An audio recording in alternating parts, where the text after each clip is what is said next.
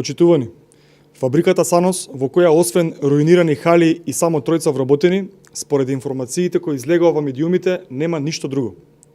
Во Санос нема ни Р одработен процес, кој според најавите на Зоран Заев требаше да продуцира 70 автобуси за извоз. Каде се произведуваат автобусите? Во Македонија или во некоја друга држава? За вакви фирми ли ветуваше државна помош Зоран Заев, фирми кои само фигурираат на хартија со 1, 2 или 3 вработени, кои треба да произведуваат 70 автобуси.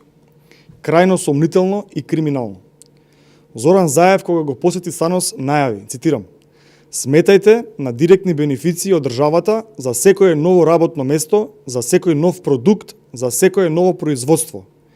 Бидејќи ниту од автобусите има нешто, а ниту од нови вработени, прашуваме дали за овој проект се крие криминален план за испумпување на пари од буџетот, фингирани субвенции и оштетување на граѓаните.